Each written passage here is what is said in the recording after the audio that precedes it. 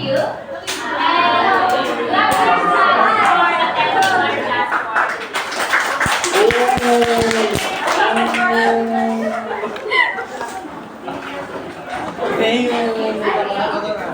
So before we move into our lessons, we will be playing a game entitled Card Quest. So the mechanics of our game is that you will be picking one in this card.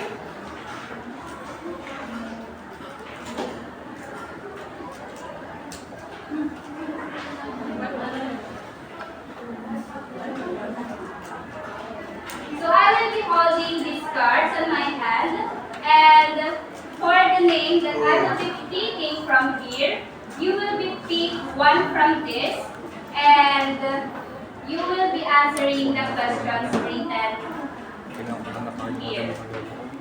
And if you are lucky enough to pick the black card, of course, congratulations because you are safe. You're not going to answer anything. So our card consists of a king, queen, jack, and 4 aces. Okay, so are you ready, class? Yes. So the first one to choose a card is Miss Ligmayo.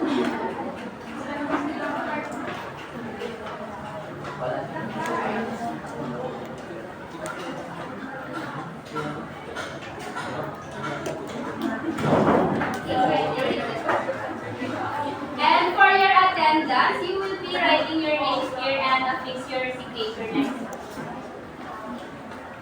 So the question is, will you choose to stay with your partner here, but him or her cheating? Of course, no.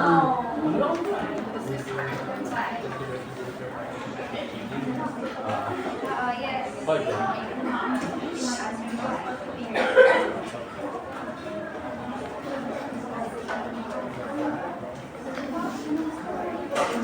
Because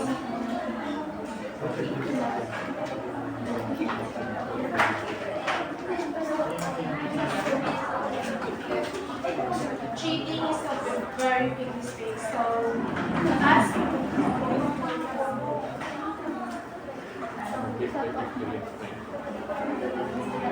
a woman, I will not let my man cheat on me. Thank you for that, Ms. Ligmayo. And for the next one is Mr. White.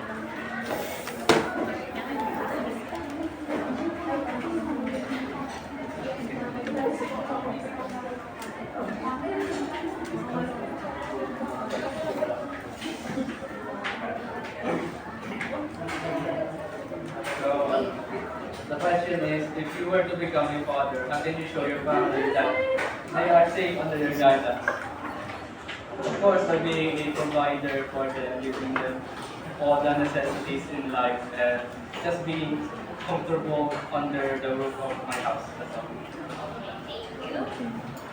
Next is Miss Mark.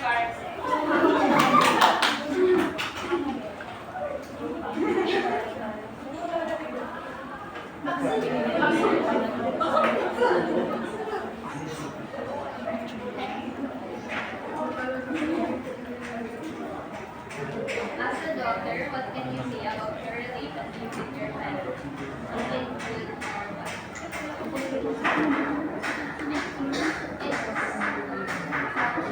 I think it's 50-50. Why do you think so? Good because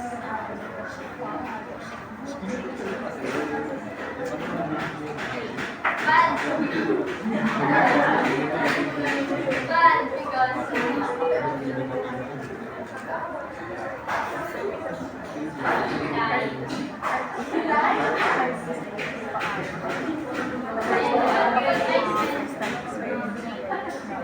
And for the next one, we have Miss Beltran.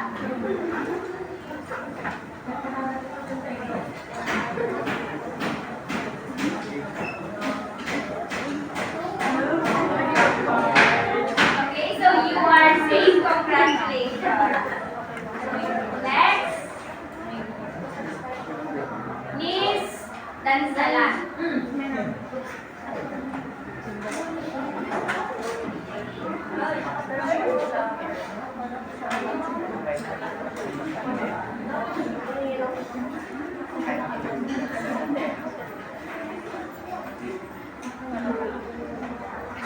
If you were given a chance to count on 11 years of schooling, what kind of advice would you tell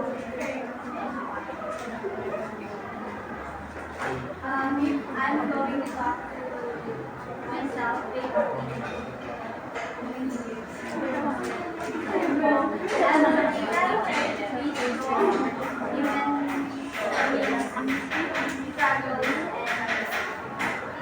Okay, so we still have four. So next is we have Miss Yearness.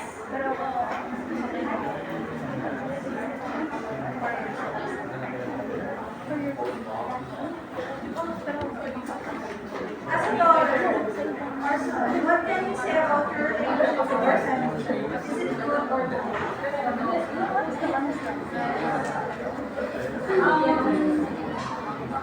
I would say that it's perfectly fine because my mom always there for me. She loves me. So we are done. Mr. Kamanan.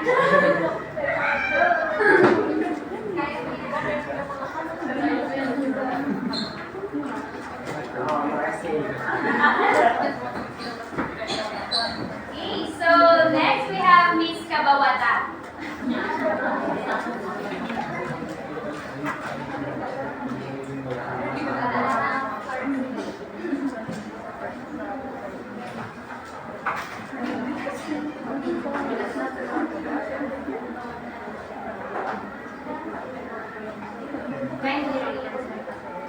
What is something you've learned from your mother that you hope to pass on to your own children? To pray before eating.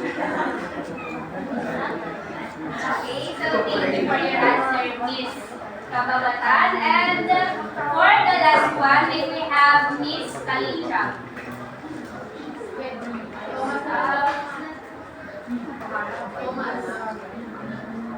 So, Mr. Daniel.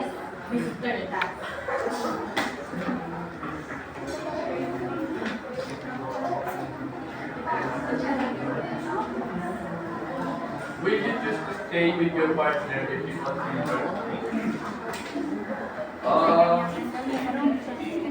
I cannot relate.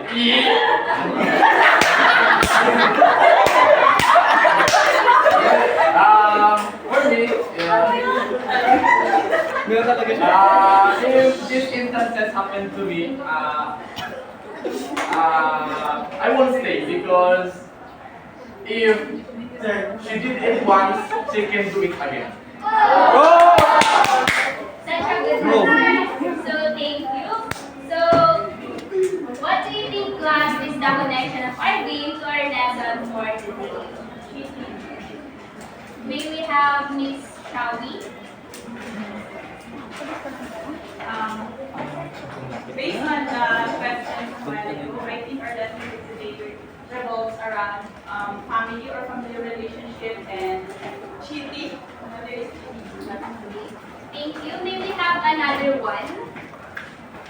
Miss Siren.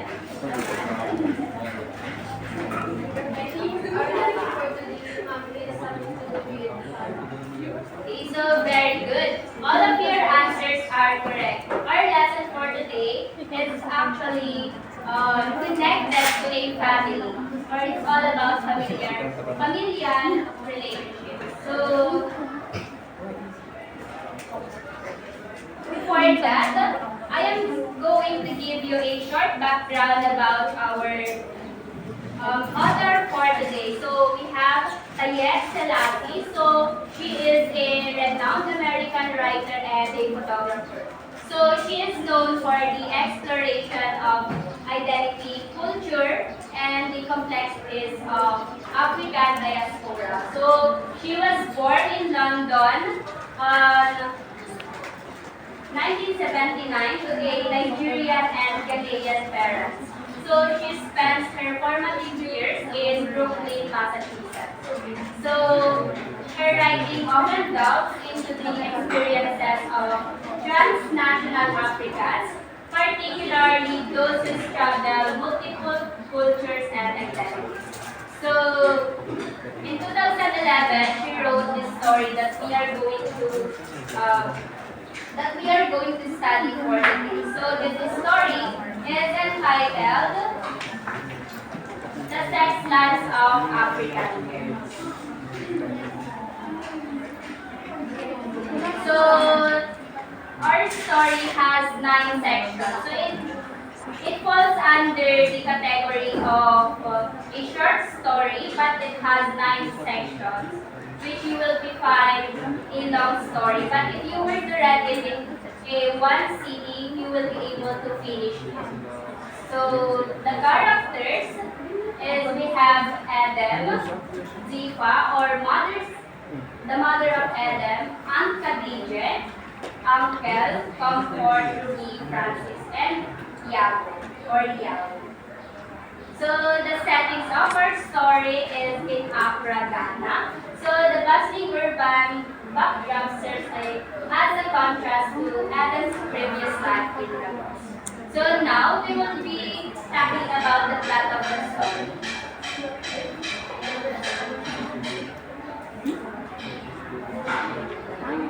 So we will be moving on to the introduction or the exposition of our story. So Eden was previously living with her mother in a hotel in Lagos, where they relied on the proprietor Sinclair. A proprietor class is the owner of the hotel. So they are living there for free for the support of an 8 years old Ellen. So at this part, they are living there for free in exchange of Adam's mother's body for free. Yes. So now that Adam is at 11 years old, she came to live in Accra after her mother left her. So in Accra, she is living with her uncle, her brother's mother, her aunt, her cousin named Comfort, along with the staff around the house. So this household staff are Ruby, who is pretty when she smiles, Francis, the gentle giant, and Yago. Next for the rising action. So Comfort is home from university. So she is studying at Harvard University. So she came home where she has brought books for Adam. So Adam is very fond of books. That is why her cousin always gave her books. So at this part, Comfort tells Adam that she left the book on the study room. So Adam goes into the library and she stops when she sees Ruby's head in her uncle's stuff. So again, class, Ruby is their household staff. And the adults saw her and shouted at her. So she thinks of a time that she saw her mother naked in their hotel with Cynthia. So when she goes to get away from the madness, Francis drops a tray of sweets on the floor and leaves for the boys' quarter after the transfer. So next is Adam follows him. So when following him, he saw Comfort and Diago kissing against them. So note again, class, that Comfort has a fiancé, and Diago is the household staff in their house. And lastly, Comfort notices her And as she runs away again, she sees Francis showering naked. So imagine an 11 years old girl class that who is experiencing this kind of things, who saw these kinds of things that an 11 years old should not see. So, on the evening of the Christmas party, wherein the fiancé of Comfort will be attending, Adam is wearing one of Comfort's tubas. So, a tubas class is a big gown of the African. So, the shoulders keep sliding down, revealing her flat chest. So she walks into the house towards the study and trips over her dress. So when she trips over, it reveals her chest again. So at this time, at this point, uncle is in the study. Her uncle is in the study. So he begins speaking to her, then kisses her. So from this point, Adam's uncle kisses her because from the reason that her uncle lost her mother from her. Yes. So if Adam experiences this, how much more her mother? Yes. Her mother left her. So for the following action, Auntie witnesses what has happened. So Auntie here is the wife of Adam's uncle. So Auntie witnesses what happened and comforts uncle, or shouting that she's your blood, she's your blood. But uncle didn't show any guilt of killing his kids. So Adam instead, he grabs her by the shoulder. So the uncle grabs his wife's shoulders and standing her up on her feet, and he slaps her. So saying that he owns this house and that he is the man who is in charge of everything. Yes, it means that he is saying that my house, my rules. So for the conclusion, after the confrontation, Adam realizes that her mother is never coming back. She is thinking of whom to be blamed, but it doesn't matter. So this is what she's left with, a life with these people. So she's going to accept that she will be living a life with these people, a life wherein her innocence will be lost, wherein she will be exploited to sexual things. So Adam sits beside her aunt, laying her head in her lap. She holds her very tight and wishes that she says something to her aunt. But what? In the hierarchy of African households, the only rung lower than motherless child is a childless one. So that's our story. Do you understand? Yes. So if you really understand our lesson, kindly break down even the shortest parts of this. Just make a short plot of it. Miss Gaya, can you break down what happened? From the start, Yes. Just a little. like a story about Eden who was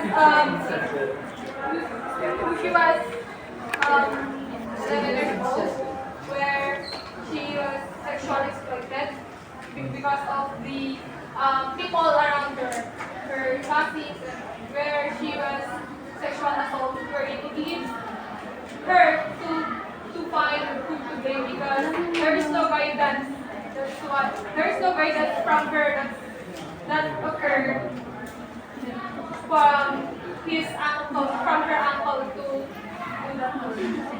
Okay, very good. May we have one more? Yes.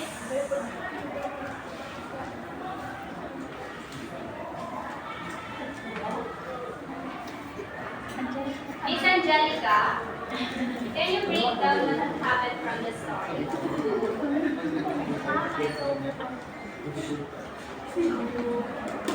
I arrived late, Mom. Okay, so we have white instead. So in the story, so Adam's mother is a sexual slave to someone, and then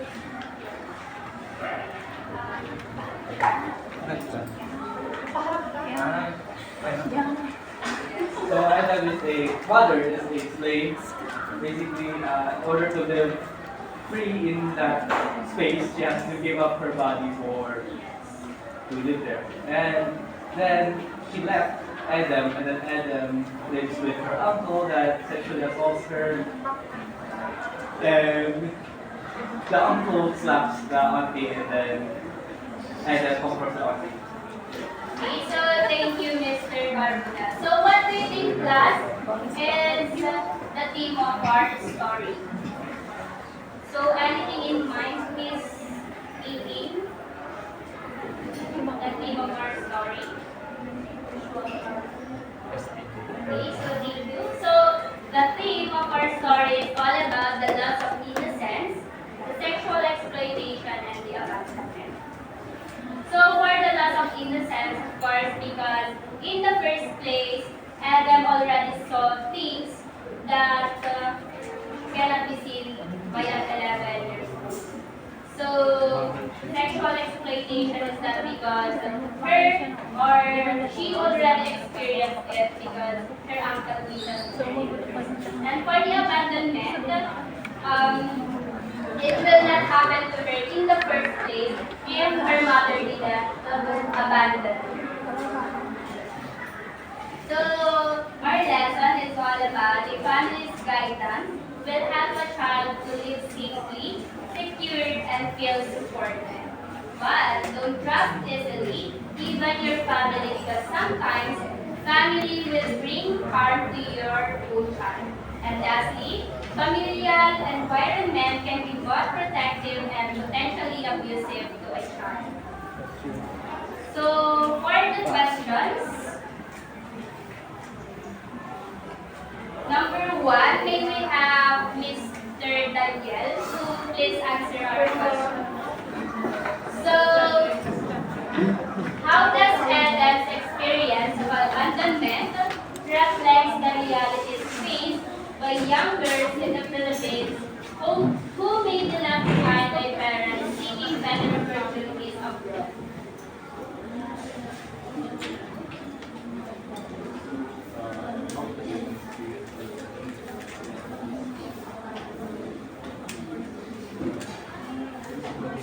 I guess they have similarities because just like Adam, when she was already assaulted, she doesn't have anyone to turn to.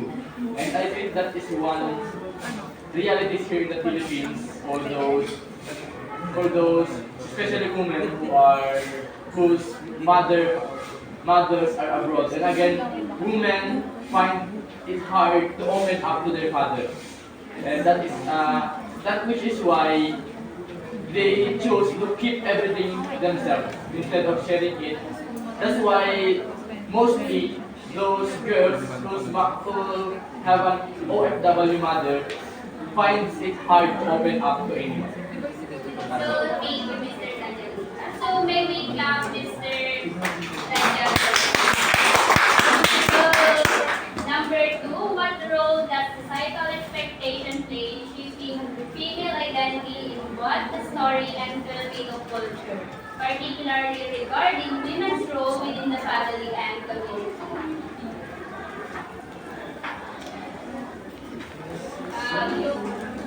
Mr. Brian, can you answer number 2?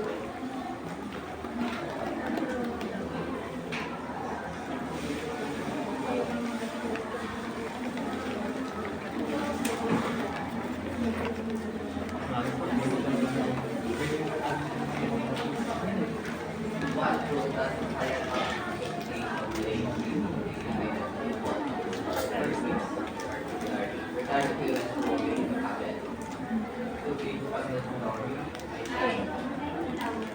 I think the obstacle location if you have no like father who will guide you, like you have no you are childless, mother, you don't have any rights. Okay. So thank you, Mr. Brian. And next, may we have Miss Romina.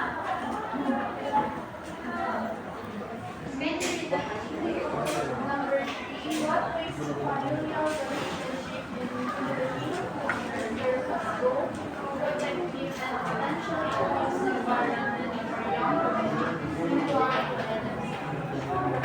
I think it's all when you are close with one of your family members, especially in a family. I think that is good protective, but also there is some kind of that should hold boundaries. It also represented also because you're a woman and there's a man. So boundaries are also standards.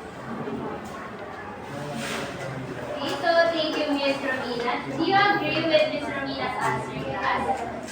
Okay, so for the last one, how can the teen sexual exploitation in Selassie story be compared to the issues of gender-based violence and exploitation faced by women in the Philippines? So may we have Miss Iris?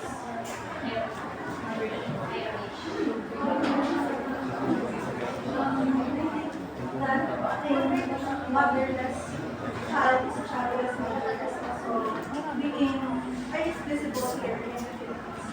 It's because teenagers, most teenagers experience sexual harassment that is coming from their own family.